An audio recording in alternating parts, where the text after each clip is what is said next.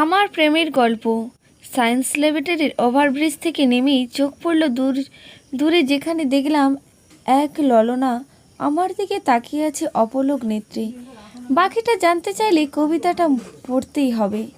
বাস থেকে নেমেই চোখ চলে গেল দূরপানে, এক অবসরে তাকিয়ে এদিকে নীল নয়নে। অপলক দৃষ্টি তার পড়ে না চোখের পাতা। এবার কিছু হবে বটে ভেবে দিলাম তার পানের হাঁটা।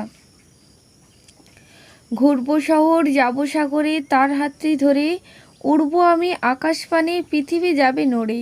রিকশায় বসে বাদাম চিবিয়ে শুনবো তার কথা।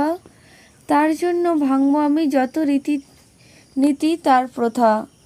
দ্রুত পায়ে এগিয়ে যাচ্ছি, ভয়ে কাঁপছে পেলে, মনের আকাশটা ফেলেছি রাঙিয়ে তার চোখের ওই নীলে। যাচ্ছি যত সামনে এগিয়ে বুক চেপে ভয়ে, হাঁটার গতি দিলাম বাড়িয়ে, পাছে তাকে হারাতে হয়।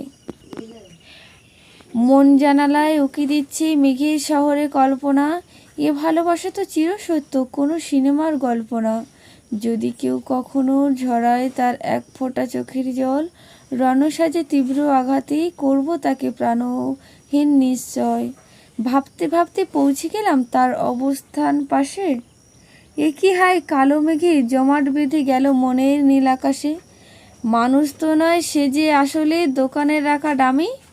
একে দেখে কিনা প্রেমে পড়লাম, কি বোকাই না আমি।